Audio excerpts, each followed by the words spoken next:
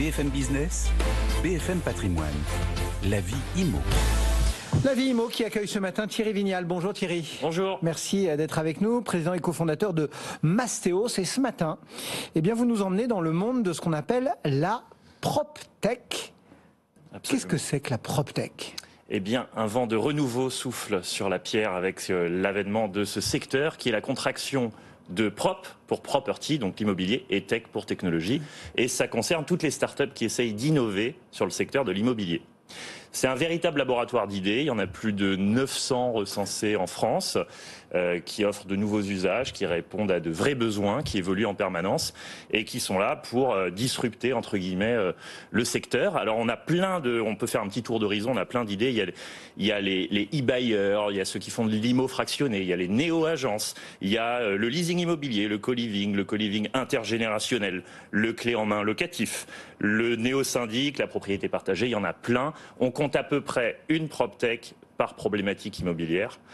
Et il y a beaucoup de problèmes vu qu'il y en a 900. Ceux qui n'ont pas la télé n'ont pas vu que vous vous étiez auto-désigné, comme quoi Mastéos fait partie de cette PropTech écosystème qui a en plus son salon. Qui a son salon, le Rent, qui reflète un peu l'émergence de ce secteur qui commence à être difficile à ignorer parce que le Rent, aujourd'hui, c'est 150 startups, quasiment 15 000 visiteurs. C'était 10 fois moins il y a 10 ans. Et le Rent, c'est la grande messe de la PropTech. Tout le monde se réunit, on échange, on communie tous ensemble. Il y a une diversification massive des sujets de digitalisation. Avant, c'était que la transac, la promotion. Maintenant, ça concerne les travaux, la gestion, l'assurance, etc.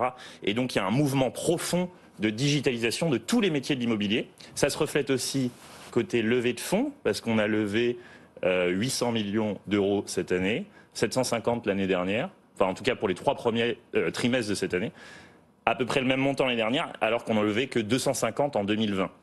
Voilà, on a levé le PIB des Seychelles en 2 ans. Bon, et justement, qui finance cette PropTech ? Comment elle se finance ?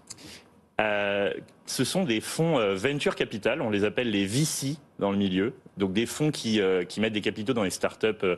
Alors c'est soit des fonds français, soit étrangers, soit des fonds spécialisés, soit des fonds généralistes. Et pourquoi ils sont obligés de mettre de l'argent ? On peut se poser la question. Parce qu'en fait, ces startups de la PropTech, le plus souvent, elles opèrent à perte. Elles perdent de l'argent chaque mois parce qu'elles testent une nouvelle idée. Et donc, elles sont sous perfusion VC. C'est de vraies start-up, quoi. Voilà, c'est le principe d'une start-up. Ça profite souvent aux consommateurs parce qu'elles facturent en général un peu moins cher que les acteurs établis, mais elles dépendent de ces capitaux, de fonds VC. Ça se fait au cours de séries, on va les appeler le seed round, la série A, la série B, la série C. Problème, c'est que le marché VC s'est asséché avec la crise, bien sûr, brutalement. Avec un contexte macro qui n'aide pas parce qu'on a une remontée des taux, des niveaux d'apport, des contraintes réglementaires. Donc on a beaucoup de vents contraires sur ce secteur et des startups qui dépendaient de ces fonds VC se retrouvent, pour beaucoup d'entre elles, un peu prises à la gorge. Un peu prises à la gorge. Et du coup, quels sont un petit peu les défis, les challenges que doit relever cette PropTech ? C'est qu'une question de financement ou il y en a d'autres ? Il y en a plein, mais pour rester sur la thématique du financement, on leur a demandé, et je m'inclus dans le groupe, de passer d'un état d'esprit hyper-croissance à un état d'esprit profitabilité à tout prix. Donc ça va accélérer l'arrivée vers la profitabilité. Le problème, c'est que les fondateurs de ces PropTech, ils n'ont pas été sélectionnés pour leur capacité à générer du profit. Ils ont été sélectionnés par les fonds VC pour leur capacité à générer de la croissance. Et je ne sais pas qui parmi ces fondateurs va être capable de faire le pivot hyper-croissance versus PME profitable. C'est comme si aux Jeux Olympiques, on sélectionnait les coureurs du 100 mètres et qu'on changeait l'épreuve au dernier moment pour faire du marathon. Voilà, là, ça va être compliqué. Ça peut poser un problème côté consommateur en termes de continuité du service s'il y en a qui partent au tapis. Si mon gestionnaire fait faillite, que mon agence ou que ma néo-boîte de travaux part au tapis, qui s'en occupe après ? Bon, ça c'est un premier challenge, le financement. Le deuxième, c'est le côté... Dans PropTech, il y a tech et il y a prop. On peut les accuser souvent de faire un focus tech parfois un peu superficiel et d'allouer des ressources et du budget sur une tech plus ou moins innovante au détriment du prop. du terrain, de l'expertise sectorielle. Les consommateurs sont contents d'avoir une app sur smartphone, mais ce qu'ils veulent au final, c'est que quelqu'un s'occupe du chantier. Voilà. Ça. Donc, on peut les accuser d'être un peu des nouveaux entrants sans grande connaissance sectorielle qui font un focus marketing tech parfois un peu excessif. Au-delà de la fragilité financière, on a peut-être une coexistence compliquée entre ces néo-acteurs et les acteurs établis.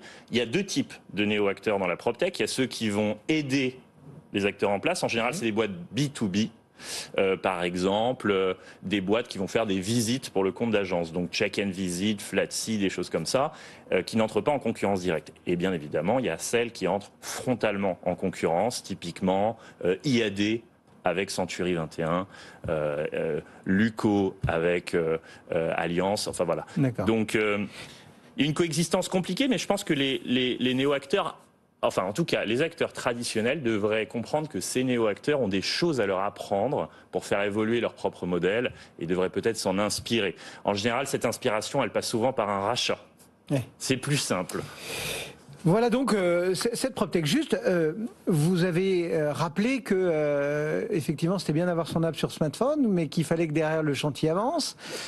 Pour que le chantier avance, il faut aussi avoir du personnel qualifié.